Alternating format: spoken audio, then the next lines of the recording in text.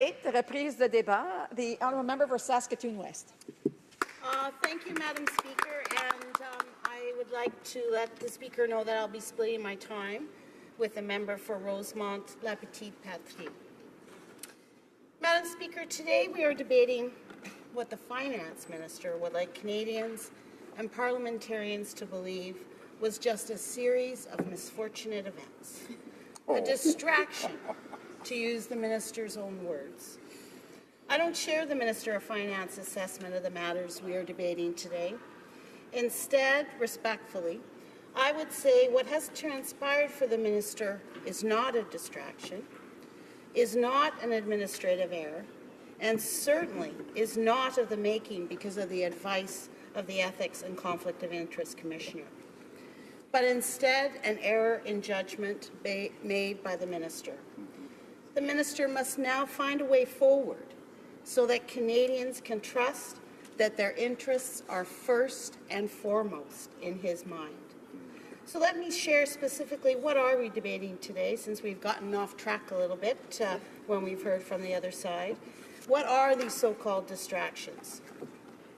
Well, after being elected to Parliament in 2015, the Minister of Finance led Canadians to believe that he had placed his shares in Morneau Shepell into a blind trust while having never done so. Used a loophole in the Conflict of Interest Act to place his shares in a private numbered company instead of divesting them or placing them in a blind trust. On October 19, 2016, sponsored Bill C-27, a bill that would reasonably be expected for reasonable people to profit Morneau Shepell and the Minister of Finance in light of his continued ownership of shares in Morneau Shepell, in which and through a company he also controls. The Minister remained and was in charge of regulating the pension industry in which he has a personal economic interest, and finally has failed to live up to the ethical standards set forth by the Prime Minister in his mandate letter to the Minister. The motion also clearly outlines what needs to happen going forward, a proposal so that our Minister of Finance is not distracted by circumstances of his own making and can resume his focus on the important work of the Finance Minister. The motion provides a way forward for all ministers and all parliamentarians by asking the government to close the loopholes in the Conflict of Interest Act as recommended by the Conflict of Interest and Ethics Commissioner. Madam Speaker, 2 years ago, like many Canadians, I believed that the then newly elected Liberal government was going to lead differently and bring real change. I personally, along with many others here in the House, made the decision to run for political office to change Parliament and government for the better so that we could better serve all Canadians. And of course, more specifically, I ran to advocate for the constituents of Saskatoon West, the community where I've lived and worked for over 30 years. And Madam Speaker, I believe I have taken every opportunity to point out when I believe the government has followed through on commitments that have helped my constituents, when, as a Labour critic, the government has made important policy changes that support workers' rights and make workplaces safer. Of course, I've also pointed out when the government didn't follow through on commitments and promises that they made during the election.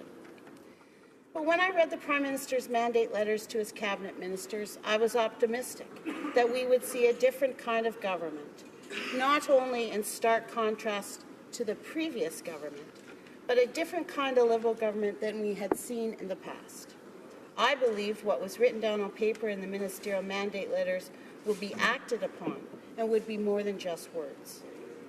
Here are some of the excerpts from the Finance Minister's mandate letter that stood out for me personally and led me to be optimistic that real change wasn't just possible, but indeed it would happen.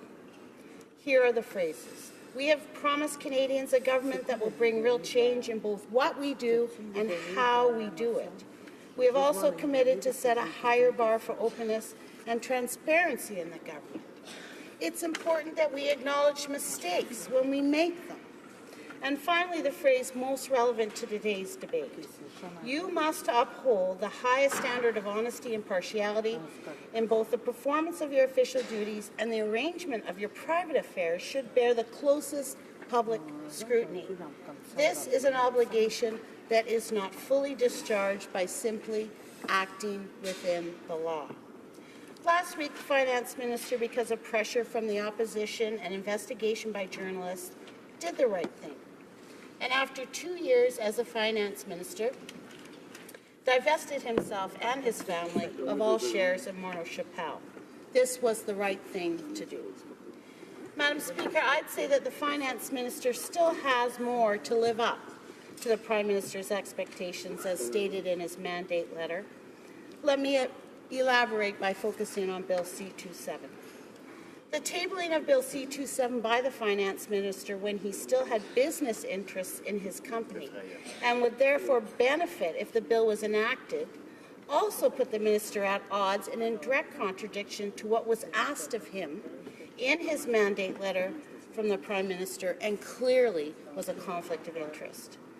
And it is possible that he may have indeed personally benefited from simply tabling the Bill C-27. And I say this because we now know the shares in Morneau Shepell increased in value after the bill was tabled. We also know from news reports that the Minister of Finance, while still in private life, advocated for such a bill. The bill would amend the Pension Act, allowing employers to change current commitments to defined pension plans with target benefit pension plans. Morneau Shepell is a major provider of these type of benefit plans. Madam Speaker, Bill C-27, should it be enacted, would erode pension security for thousands of federally regulated workers by allowing employers to remove their legal obligations to current and future retirees and convert defined pension plans, even retroactively, to target benefit plans. This bill would allow all financial risk of future pension benefits to be shifted to individual workers.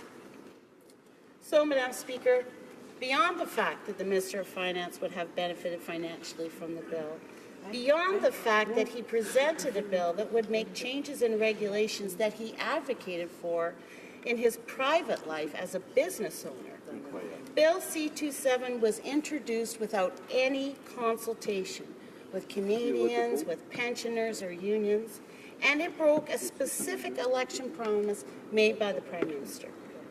When the previous Conservative government proposed a similar legislation, it was met with such opposition by retirees and other stakeholders, the effort was abandoned.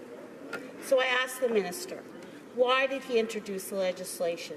And does he not see how Canadians and parliamentarians would be somewhat suspect about in whose interests the Minister acted when tabling Bill C-27?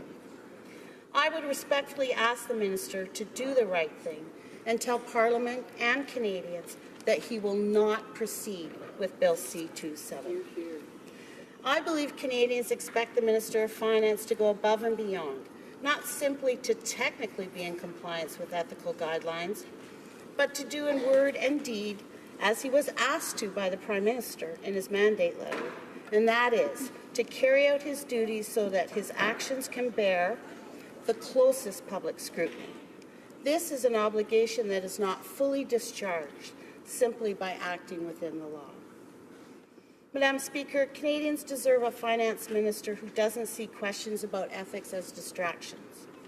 Canadians deserve a Finance Minister who acknowledges he has made a mistake. Madam Speaker, I believe I've outlined a number of actions the government and the Finance Minister could take to move forward for the benefit of all Canadians. Eliminating loopholes in the Conflict of Interest Act, protecting federally regulated defined pension plans, and also following through on commitments made by the government during the election. Madam Speaker, there's always an opportunity to do the right thing. I urge the Minister of Finance and the government to do the right thing as soon as possible. Thank you very much. Questions and comments? The Honourable Parliamentary Secretary to the Government House Leader. Yes, thank you, Madam Speaker. You know, whether it's the Minister of Finance, and I suspect all members of this House have, in fact, been doing the right thing.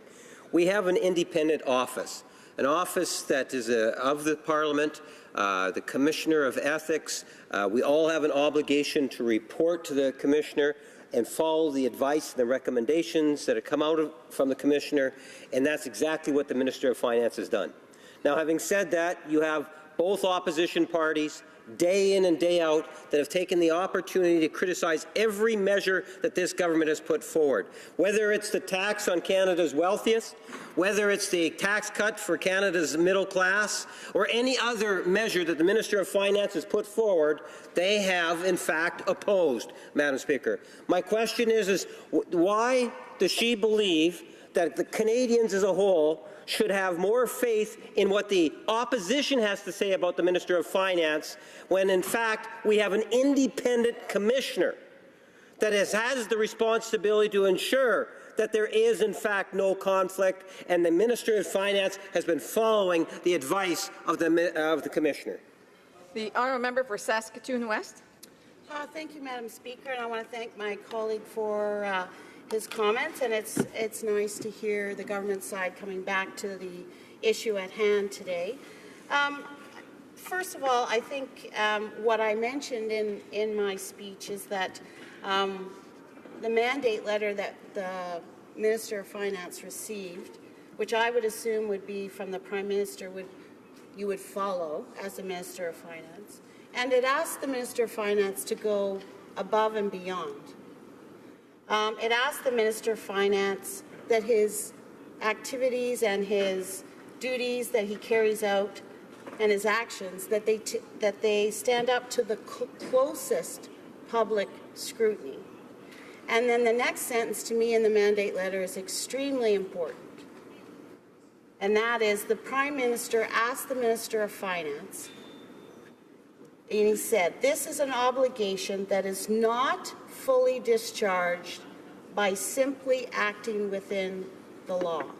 And so my comment is the Finance Minister has not followed what the Prime Minister asked him, and I think Canadians deserve better. Thank you. Questions and comments. The honourable member for Sherwood Park, Fort Saskatchewan.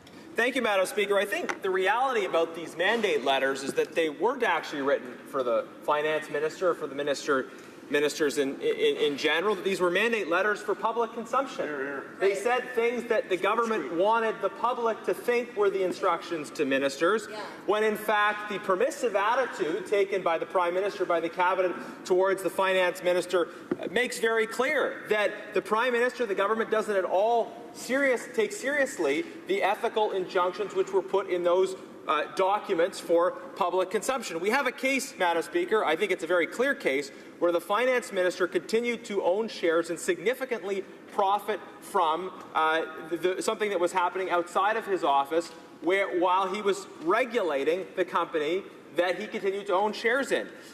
That's an obvious conflict of interest. He shouldn't need to ask the Ethics Commissioner to know that that's completely unacceptable, unethical. So can this member maybe clarify her thoughts on really the reality that the government doesn't take these mandate letters, these ethical instructions to their ministers at all seriously? The honourable member for Saskatoon West. Thank you, Madam Speaker, and I want to thank my colleague for his question. And I think during my remarks, I said that how I thought the mandate letters were more than just words on a page, and I've heard my colleague refer to the fact that maybe they were created and put on the website, but that there weren't a lot of intentions behind actually following what was in those mandate letters. I chose not to be, or tried not to be cynical for a very long time, but the circumstances that have come up around the Finance Minister do lead me to believe that those mandate letters were not taken seriously, were not read. There was no expectation that they would actually form the ministers. I mean, the work plans are included within those mandate letters as well, and I think people look to them. I refer to them. I refer constituents to look at them to find out what's important for the government going forward. So I, like my colleague, am quite disappointed that that, in fact, doesn't appear to be the case.